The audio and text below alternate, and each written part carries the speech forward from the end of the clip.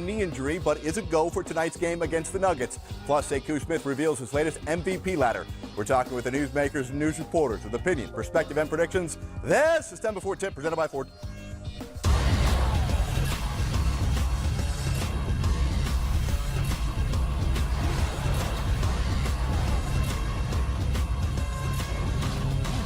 Come on in on a very happy Friday. Appreciate you being with us. We've got contributors checking in live tonight, covering the Jazz and the Sixers as we discuss the biggest stories of the day and set the table for the night in the NBA. I'm Jared Greenberg, wasting no time. We get right to it. 10 Before Tip number 1. It's what's happening right now. We need to execute better. We need to defend better.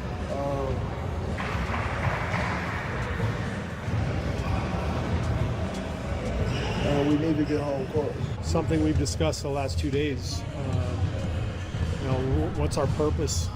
Why are we doing this? I think we owe it to ourselves. We owe it to our fans, and particularly to our fans in Oakland. Sekou Smith from NBA.com, the Hang Time podcast, joins us as he does each and every Friday. We got a huge one, number 1 versus number 2 tonight in the Western Conference, and the winner of this game takes control of that series lead with a 4th game still to come to play. Klay Thompson returns tonight after missing the last 2 with a knee. Now, Golden State has lost 9 games at home. Not terrible, but maybe Steve Kerr's onto something here when he talks about who they've lost to. They've lost some to really good teams. Why can't they beat good teams at home? They've not only lost to good teams here, they've gotten blown out. They've got 5 20-point losses at Oracle. I mean, that's astonishing when you think about how good this team is and has been, and for them to lose like that on their home floor. I think a lot of it is they're taking the other team's best shot, and it's hard to get motivated to continue to play regular season games when you know your measure is taken in the postseason. Steve Kerr's right. What is their purpose? I mean, at this stage, how do you find the right kind of motivation to get up for those games? And we're watching how Cousins fits in defensively. Teams are exploiting him right now. Absolutely, and why wouldn't you?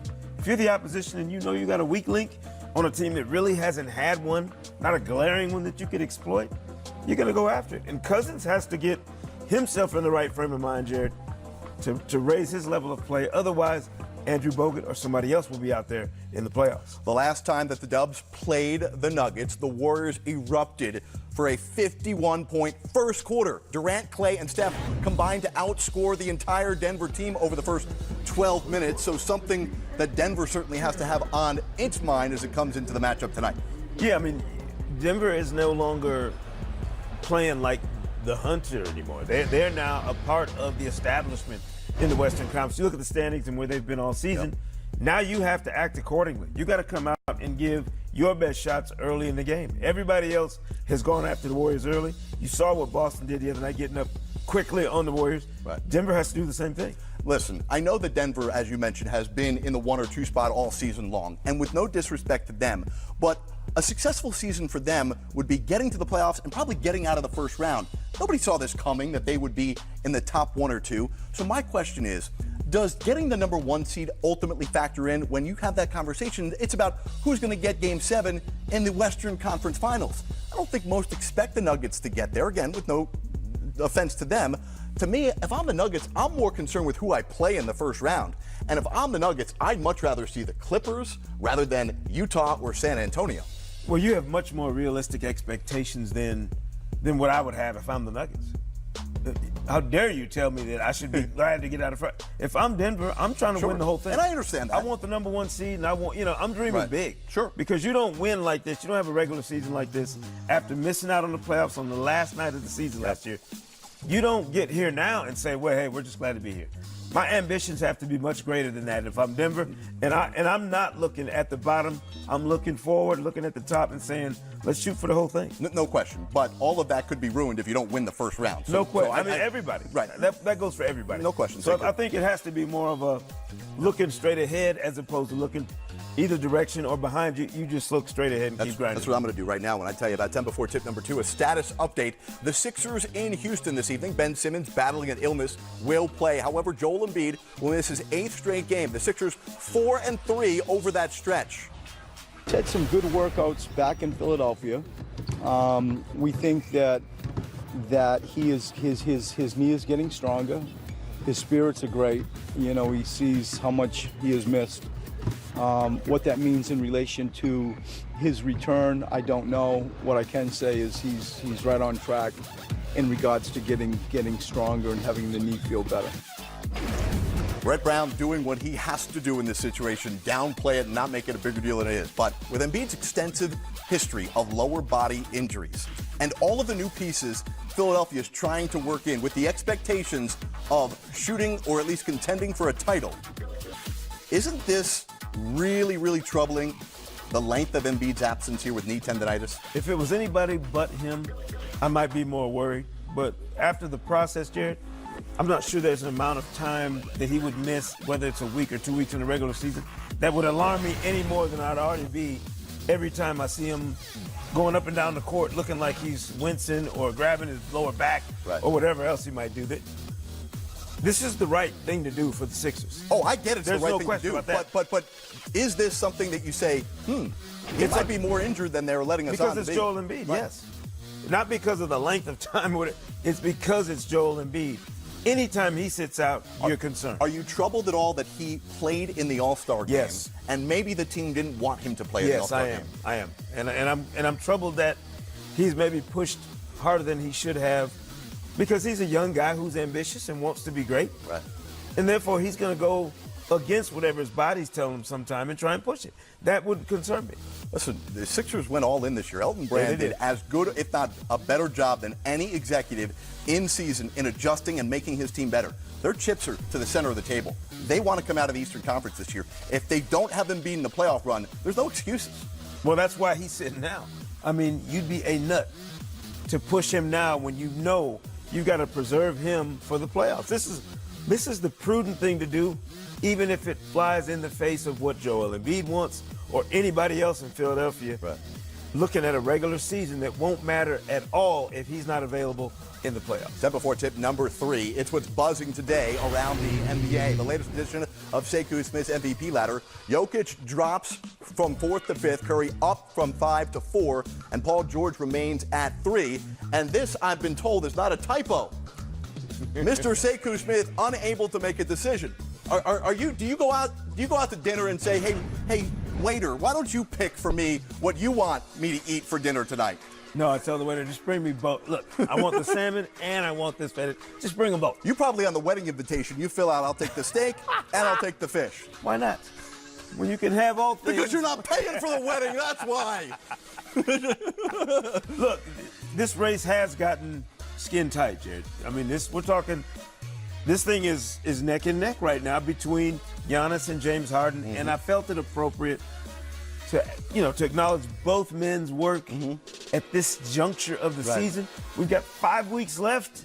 Someone separates themselves down the stretch. I've just gotten an update from our great buddy Mark Broussard in the NBA Communications Office, and he wants me to inform you that you cannot put 2 guys on the top ballot. When you get your MVP ballot, you must put one on the first place line, and then a guy in second place, then a guy in third, fourth, and fifth. I've heard. And tell Mark I appreciate the advice, but this is my MVP ladder. And I'll do whatever I want with it until we get to the finish line. Look, these guys have been passing the baton back and forth, Jared, nonstop. One great performance after another. There's going to be a separation at some point. Somebody's going to give up and let that rope go at some point, but I'm telling you, it might not be until the last game of the season. I understand you want to pump the brakes. Let's just remember that Giannis Antetokounmpo has been on the best team in basketball, putting up a historic net rating, and while Chris Middleton was an all-star, there is no other superstar on that team. I know. Listen, I'm not taking away from either guy. This is acknowledgement that both of them are playing at an elite level, and I think for 1 week, we've been doing this all season long. For 1 week, let me have some fun. Call me a fanboy. Let me have a little fun. Call me a fanboy. We're going to call you Indecisive Sekou. 10 before tip number 4. It's time for our FanDuel Fantasy Forecast. Reserve your spot in FanDuel's marquee NBA contest on Friday. It's a $15 entry fee for the $333,000 NBA shot with $100,000 to first place. Visit FanDuel.com or download the FanDuel app today Eligibility restrictions apply. The co-founder of DailyRoto.com is Drew Dinkmeyer. He's with us yet again. Happy Friday to you, Drew. We've got a 9-game slate, a lot of action. So let's prepare everybody with 3 different levels: the high-price guys, the mid-range guys, and then the bargain plays. We begin with the superstars, and with no Embiid out, we saw what Zach LaVine did the other night for Chicago. James Harden, Drew, does he have the capabilities of being even better than the Beard has been? You would think so. Without the rim protection of Joel Embiid, it's a free driving lane for Harden. And most importantly for Harden, he's the most rested stud on the slate. You've got Russell Westbrook and Paul George playing their 5th game in 7 nights and on a back-to-back after overtime. So we love the matchup for Harden against an Embiid-less Philadelphia 76ers. And of the studs, he's the guy we want to spend on. All right, mid-range play here. As we look at the other top-price guys now, as we go to our mid-range guys here, Drew, let's show you that Marvin Williams is playing in a monster game. This is probably a deeper dive than most people would go, but you love him tonight.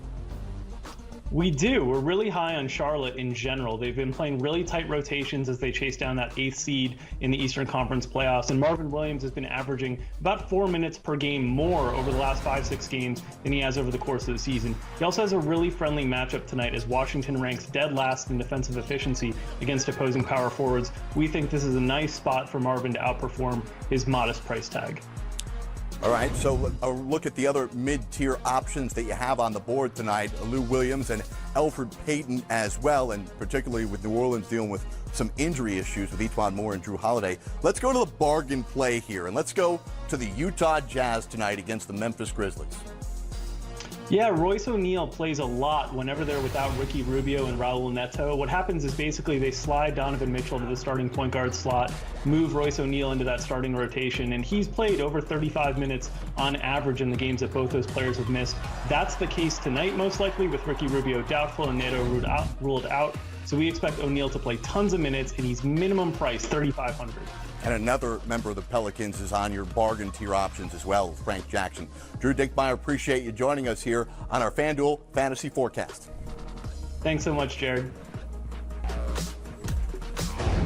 All right, Drew, well, our crew is getting set for a big Friday night of hoops, which includes crunch time, joining us starting at 9 Eastern, 6 Pacific, when we take you to the biggest moments of the night as they happen live. Today, we are celebrating International Women's Day at NBA TV and all of the incredibly hardworking and talented women who we work with.